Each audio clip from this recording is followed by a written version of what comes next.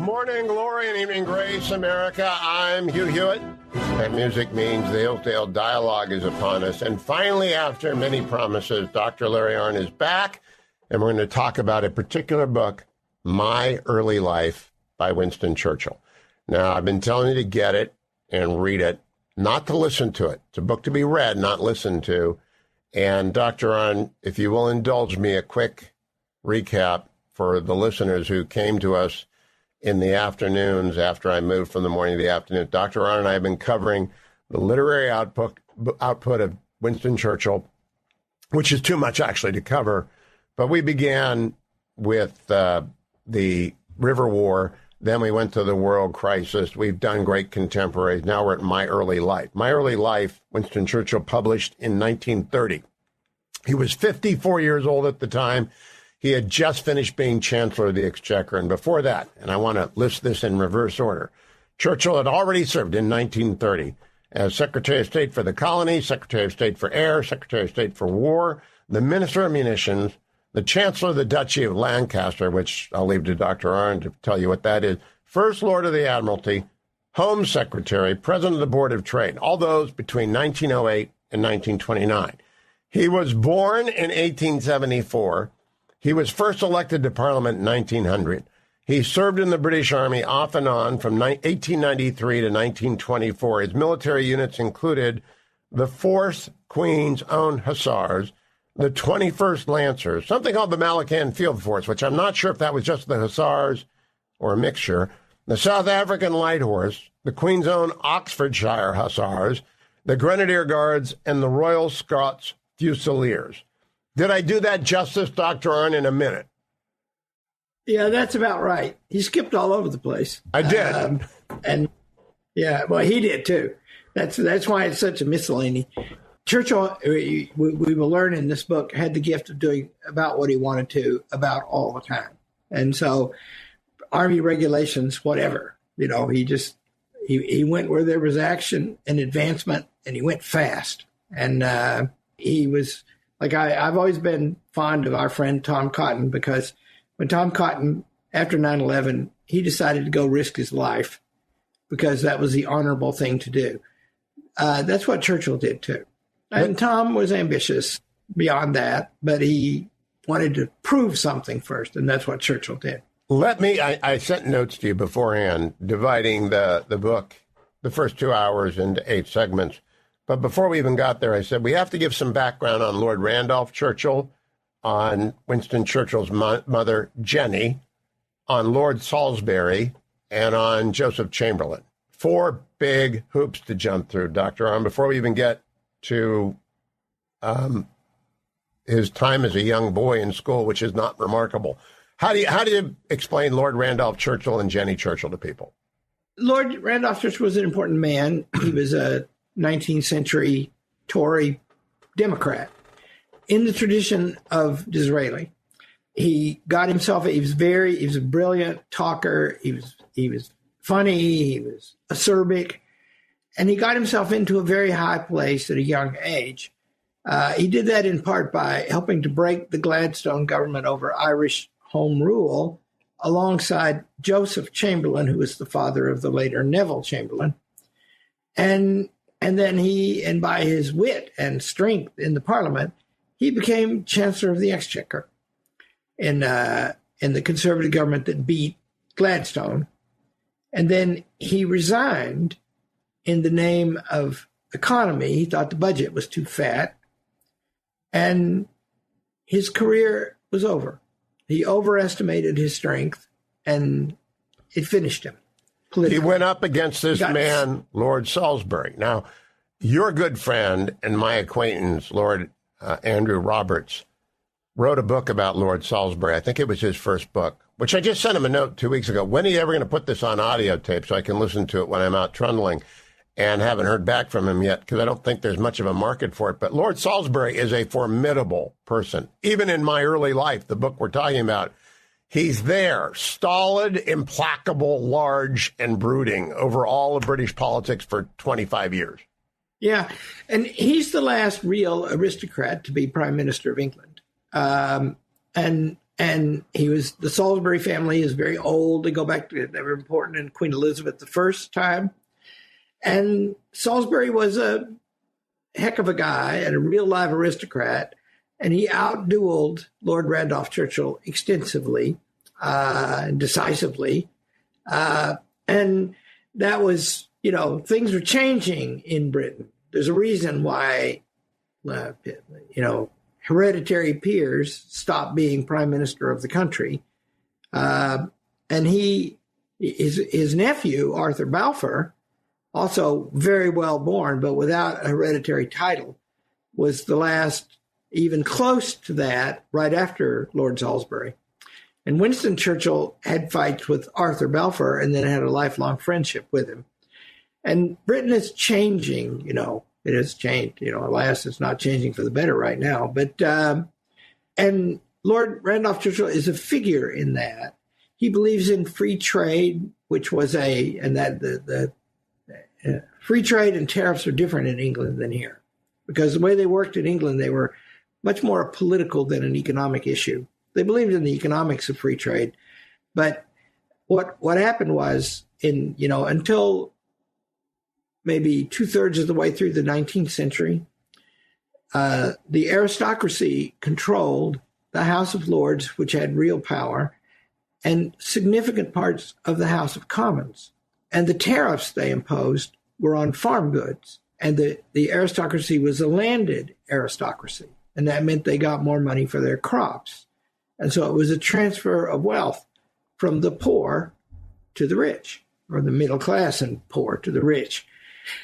And so it was a big thing when Disraeli, a great man, turned the Tory party against that. And Lord Randolph Churchill was the leader in that. And that's why one of the reasons he was called a Tory Democrat. And then the last name that comes up in my early life that people won't know anything about, but Churchill assumes facts not in evidence in the audience, is Joe Chamberlain. Joe the older, the father of Joe and Neville Chamberlain the younger. And Joe Chamberlain basically invents the British Empire as a trade unit. It's somewhere between free trade and protectionism. Hard to explain to people. How do you explain it to people? Well, it actually was like the European Union. Yes. Free trade. Oh, that's brilliant. Among the members, tariffs on everybody else. And he believed that would unite the empire. And just as Joe Chamberlain left the Liberal Party of Gladstone in a protest against Irish Home Rule, Winston Churchill left the Conservative Party to the Liberals over a protest about what they called imperial free trade, which was tariffs on everybody except the empire. And it's amazing because Churchill's father is the man who negotiated Joe Chamberlain and his friends coming over to the Conservatives. And then Churchill is the man who broke the Conservatives going to the Liberals in 1904. But we do have to know, Winston Churchill would re-rat down the road. He did, yeah. And also, to add to the irony, Churchill's father and Joe Chamberlain were the key guys preventing Irish Home Rule. And later, Churchill would negotiate Irish Home Rule. So there is a passage. There's a passage in my early life where the old Gladstone listens to the young Chamberlain give his maiden speech and makes remarks, which are unique to British politics, on the floor of the House, saying that is a speech of which any father would be proud. I think I've got this right. Does he reduce Joe Chamberlain to cheers at that point, to tears? Oh, yeah. Yeah, and that was, Gladstone would also say, it seems in politics, as in horse racing, there is something to be said for breeding. But it's so intimate, and it comes through again and again. People are ferocious enemies of each other on the floor of the House, and then they go out to dinner. We do not have that anymore. And they do the grand courtesies on the floor, like that one. There are many instances of that. When Churchill left the Conservatives in 1904, and then he did come back in 1924, there are conservatives who never lived to forgive him for that. but they were, by and large, courteous to him. I mean, they did try to destroy his career and did hamper it very much in 1915 when the Dardanelles broke and he lost his job. But it stopped right there. He lost his job and a lot more. I'll be right back. The Hillsdale Dialogue continues. All things Hillsdale at hillsdale.edu. I'm Hugh Hewitt. Come right back. Hey there. Today I want to tell you about the Hillsdale K-12 Classical Education Podcast. This unique show explains how children benefit from an American classical education. Whether you're a teacher, student, or parent, you'll find something of value on the show.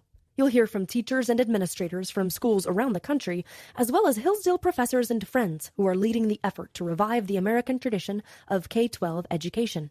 When you listen, you'll learn all about classical education, what it is, how to teach it, and why it matters today. And there are dozens of back episodes on specific topics, like teaching Singapore math, reading great books, and even understanding how athletics is critical to a child's development. Listen every Monday on podcast.hillsdale.edu. That's podcast.hillsdale.edu or wherever you find your audio.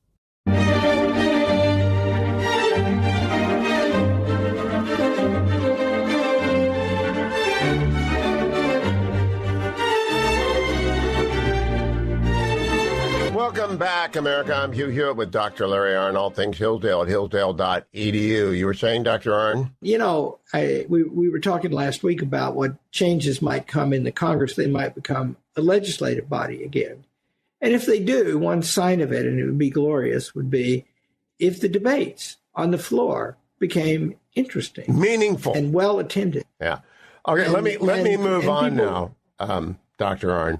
I can't, we could spend hours moving around, but I want to make sure people get my early life, because I especially want, I don't know, it should have been read by young people forever. I'm reading it at 69. I've never read it before. And I wish it had said this before, because I wouldn't have felt so bad about my poor performance in physics. I got a Mercy D as a senior in high school. Winston Churchill was an awful student until he got to Sandhurst, which is the equivalent of college. It's West Point. Truly awful, as in his first school. Second school, okay. Harrow, he never got out of the lowest form. I mean, he was bad. We have to adjust a little about that, because Churchill was actually a pretty good student. He wasn't a great student, but he exaggerates. One of Churchill's arts, Churchill's telling a story about his life, and some of the stories that he tells in this are brave things that left all the soldiers who saw them just breathless. Wow, look at that guy, you know. But he doesn't tell it like that.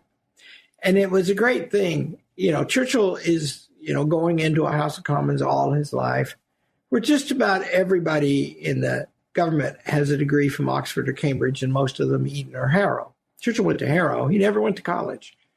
And so it's part of the way he pictures himself that he was a dunce. He actually calls himself a dunce in this book, but he was not a dunce. That shining story that comes out in the book, that one day it came to recitation of Macaulay, and they're having a recitation contest, and you got rewards in the school, and lots of boys competed in it. It was a great honor to do well. And Churchill upset the room by, I think it was 10,000 lines of Macaulay. And he started reciting. And it's that famous thing where Horatio at the gate, really beautiful thing. And he kept going. And people they became silent and started paying attention. And then one of the dons went over and picked up the book and started following along. And people looked at him, and he nodded his head. Yes, this is accurate. Churchill had a tremendous memory. There's a sly little aside about how he would line up his toy soldiers. So I think it was Colonel Brabazon, maybe it was Bend in Blood, one of the guys who shows up later in his life as a real officer in his career, who surveys the young child Churchill's array of his soldiers and pronounces them correct. He has to adjust the cavalry a little bit. But he must have had hundreds of them, right? In the Napoleonic War formation. There's a kind of kid like this. And Churchill was extremely good at everything that captured his interest, and not at other things. And he didn't like school. The first school he went to was very bad, a boarding school, and they beat the boys, and it was boring and hard. And, you know, you have to learn. There's a school of thought in education that you're teaching them to drudgery. And our way is different at Hillsdale. We think you have to suffer, but also you have to enjoy it. And you have to read. That's what comes through here. The alarming thing about our national report card is that by the fourth grade, half of the kids can't read, and by the eighth grade, 3/4 can't. And so we're not, you can't learn. Teacher, we'll come back to that. I wanted to go to Sandhurst, which is a military academy. It's not a college. And this is high Victorian society. He's invited to dinner with the Prince of Wales, for goodness sake, and he's late. And I gather he has a lifetime punctuality problem, of which I was not aware until I read this book. And I didn't know the prejudice of the royal family in those days against sitting down 13 is well known. Well, no, it's not to us.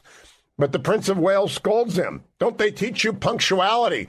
My God, I would have shriveled up and died, I think. Can you imagine anything? It'd be like Trump singling you out at dinner. Yeah, well, or it would be like Trump singled out. There'd be two Trumps in the conversation. He was not, Churchill was, one of the things that comes out in this book is that Churchill, in his military career, up until 1900, is also a journalist. And he becomes the leading journalist and then best-selling author on 3 wars. And he's a second lieutenant, and he's writing commentaries on the supreme commanders. And they don't like it. You know, I finally looked up subaltern because I've read subaltern forever. It's any rank below captain, but usually meaning a second lieutenant. So it could include ensigns in the Navy and first lieutenants to the extent they had them, but it's generally second lieutenant. Yeah, not enough to matter. And he kept writing anyway. He would resign his commission and then write a bunch of articles and then join back up. And so you couldn't stop him. You know, when he was very young, you know, it might be true that Churchill is one of those boys that grew up a little slower than others. He lived in his own world. He had intense powers of concentration. He liked what he liked and not other stuff, and he was stubborn. But he began to flourish, obviously flourish, when he got to Sandhurst.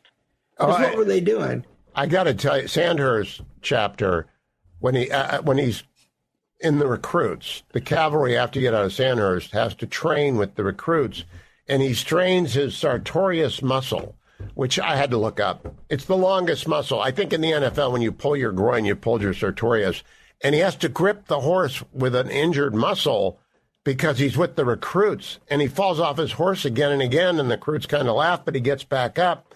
It's a difficult bit of training that he goes through. And he loved every minute of it. He because what's he doing? Churchill had a very high tolerance for pain. He did brave things on the battlefield and wonders on the polo field when his shoulder was dislocated. But what did he do? He rode horses and he shot stuff and wielded a saber. And that's just the coolest thing in the world. And he gives a lovely description of it in one of the most important chapters ever wrote is the one about his education in India after he's a soldier, but maybe we'll get to that. That's in week 3. He says in there that's in week 3. That the way they looked on scholars, the soldiers, right, was that, in prosperous and highly educated and well-born people, is that we're out here doing stuff, and it's the best thing in the world, and we pity those poor people. That's it. And he says he is for a hard life for a boy, and he is for a rough life as a young man, and he's for riding horses. My goodness, I've never been on a horse. I guess I've been on a horse once, but it wasn't a real horse. And his life is remarkable. We'll come back to that. I'll tell you about the non-real horse some other time. Don't go anywhere except to hillsdale.edu or Hugh for Hillsdale.com. I'll be right back with Dr. Arnn on the Hugh Hewitt Show.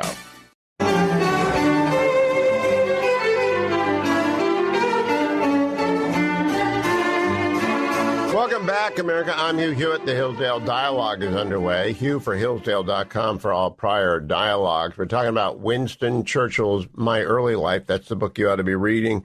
And I got to bring up his father. If I could, Dr. Arnn, I want to return to Lord Randolph Churchill and the shadow in this book. Now, because of you, 30 years ago, I read Churchill's book about Lord Randolph Churchill. So I've got a wrong view of Lord Randolph Churchill. He was a womanizer.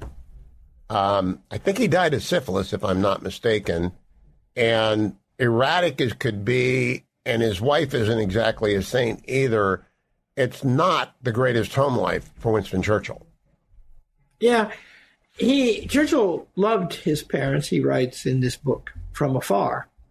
They, I have harder views about that than some people like Martin Gilbert. The worst thing Lord Randolph did to Winston Churchill, of which I know, is he's a famous man. It's in his prime. And Churchill is in school down in the south of England. And Dad comes to town. And it's all over the place. The press, everybody, the school's talking about it. Lord Randolph's coming to town. And Churchill writes him 2 plaintive letters saying, please, can you come and see me? And Churchill never got an answer to those letters, nor saw him. And that was not good. And Churchill's mother, after Randolph did die early, perhaps of syphilis, Churchill's mother she's the daughter of a man named Leonard Jerome, who was one of the owners of the New York Times, horse racing guy too, a rich man in New York. And she was a very beautiful woman. And she got around some. And after Lord Randolph died, they weren't rich. The Marlborough, so we didn't mention it, but Lord Randolph Churchill has that title because he's the younger son of the 5th, I think it was, Duke of Marlborough.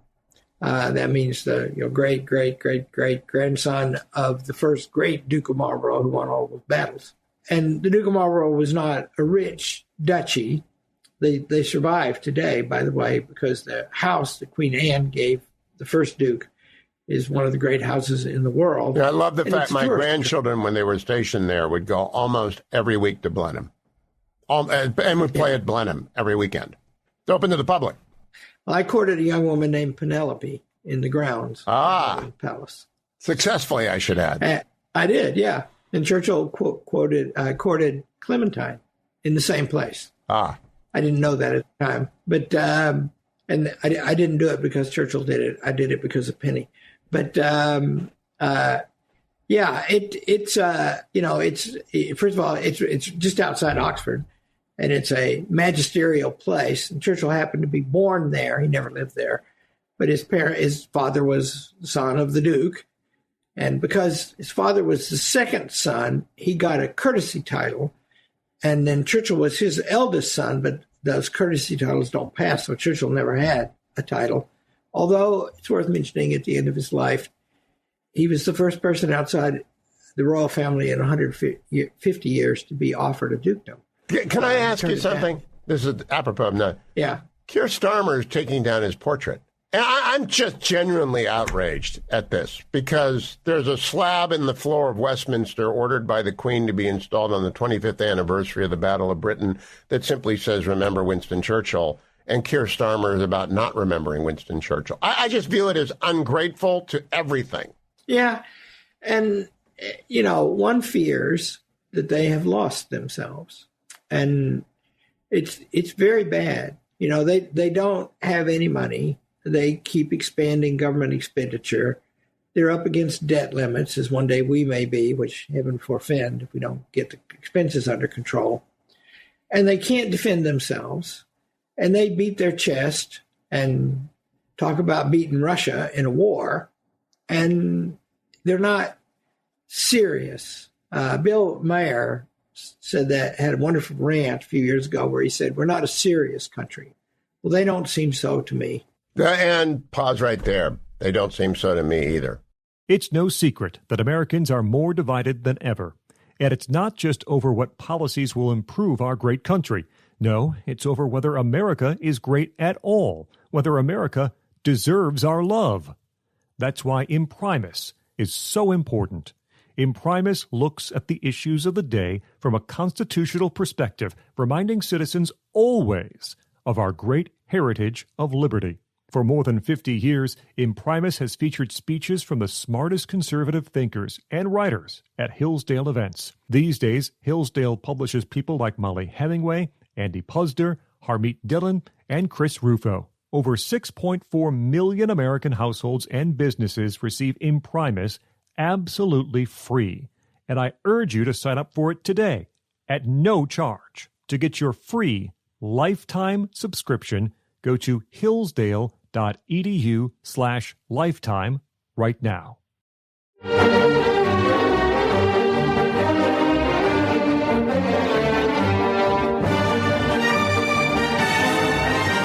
Welcome back, America. I'm Hugh Hewitt with Dr. Larry Arnn, president of Hillsdale College. All things Hillsdale at hillsdale.edu. Just go check out the website or go to hugh4hillsdale.com. You'll find lots of serious conversations with a lot of serious people, and now about serious people. They have serious people like Andrew Roberts and Douglas Murray and a lot of members of the House, but they are not serious right now. Keir Starmer was beating his chest about getting up to 2.5% GDP. I don't know what they spent in World War II, but it was closer to 100% GDP plus loans from America to beat Germany. I find historical disfigurement to be appalling when done from the front bench. Yeah, that's, one should have, like tearing down all these statues of Confederates in America. One should have respect. And we could take our cue about that, and Keir Starmer could take his cue about that from the way the Civil War veterans were treated in the immediate aftermath of the Civil War by the Union. And in Lincoln's second inaugural address. And as Grant treated Lee at Appomattox. Dr. Arnn, let's talk about Cuba. This young hussar gets some leave and jumps on a boat, goes to New York, and from New York goes off to Cuba. And I'm amazed by this because, A, he had arranged with the ambassador to do this, and the ambassador in Spain had given him a bunch of letters, and he's accepted by the generalissimo of the Spanish troops in Cuba, and he goes all over the island, and he gets shot at repeatedly, and he's sleeping in hammocks, and it's just an amazing adventure, and he's 21. Yeah. There's an interesting story about that. I checked this morning. It's not in the official biography, but on a tour of people in London that I organized and Martin Gilbert spoke at it, he told a story about that Churchill was actually deputed by the War Office to go gather intelligence and came back and gave him a report. That's not in the book. And no, it's not. And Martin Gilbert had learned it later. And so I was reminded that I need to write that up. And I looked this morning and couldn't find evidence of it, but I do have Martin Gilbert saying it, so it's very likely true. And they treated him as though he was that. I mean, they gave him the front row seat. Yeah. Want to get a sense of, how the Spanish and the Cubans are fighting. And it's a little bit reminiscent of that scene in The Godfather where the Godfather, the Michael Corleone, decides the Cubans are going to win because they're prepared to die. And it's reminiscent of the Guerrillas against Wellington. And it's a little bit reminiscent of the Americans in Afghanistan because they'd send flying columns all over the place, but they'd never find the enemy because the enemy wasn't in the business of getting killed. Yeah. Well, I think it's true. If you read that Sebastian Junger book called War, it's probable that we fought better in Afghanistan than anybody did, but we didn't win because it's a hard place to win. And if they had read Churchill's early book, The Malacan Field Force, which there's stuff in this book we're talking about that, you'd see that that's not an easy thing up there. And because the people, live in these villages and make war on each other all the time, and the villages are divided in these long valleys. You can't get over the mountains to the next one. And they're very insular people, and they're very warlike people. And so how are you going to, domesticate them? There are many funny things in this book. I think the funniest is when they start shooting at the sleeping Spaniards, of whom Churchill is canvassed and hammocked, and he's sleeping next to a fat man. And he pauses and is like, I have never had a prejudice against fat men. I laughed because, of course, he was not going to get shot if the fat man got shot, right? He wanted to get down on the floor. So he admits to cowardice, but he also asserts his bravery, but then qualifies his bravery because he's sitting next to the sergeant from Zorro. Yeah, that's so good. Yeah. See, Churchill was, for most of his life, Churchill was skinny as a rail. He was a little thing, and he bulked up there as he gained stature. But and he was never a large man. If you see pictures of him and Stalin and all the greats he was around, they're always taller than he was. And so let me continue on. When he leaves Cuba, he goes back to his regiment. And I want to emphasize, this is going to happen again. This is not the British Army that we are used to now. It's not the American Army. It's an aristocrat's army. So they let him do this. And this will recur again and again and again. Yeah. He gets in. His father was disappointed with him because he didn't make a good enough score to get into the infantry, which is cheaper. And, they were a family with extensive resources, but very high expenses. And so Churchill lived, from hand to mouth most of his life. Because sort of got rich rich enough after the Second World War, but not before. And so he's piecing it together, and he just glories in it, especially at Sandhurst. That's just a hoot to him. It is a very funny couple of chapters on Sandhurst. The book is great. My Early Life will continue for, I think, 5 more weeks on this, so go out and get it.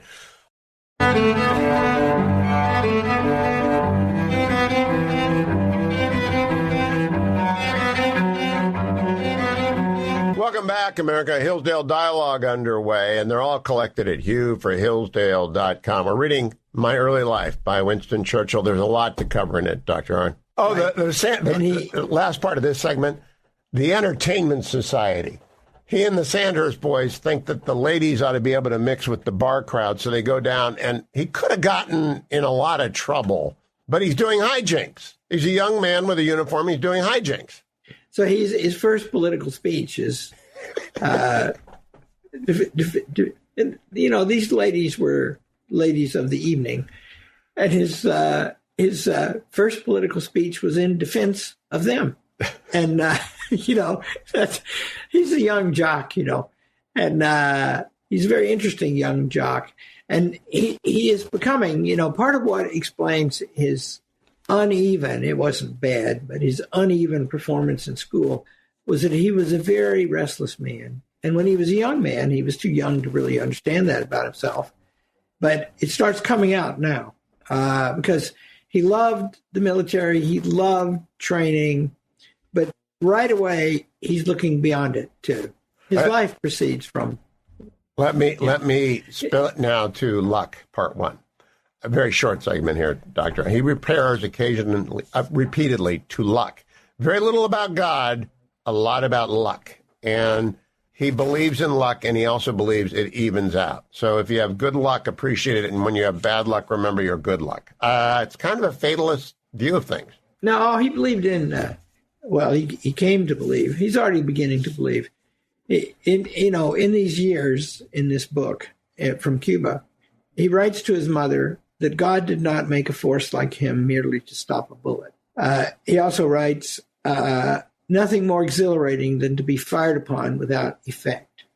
Churchill believed in his destiny. He did believe in God, too, and there's a beautiful discussion of God in Education at Bangalore, that chapter that's so important. That's in week 3. Yeah, that's in week 3. This is week 1. But he it's not an orthodox account of God, but he did believe in God very much.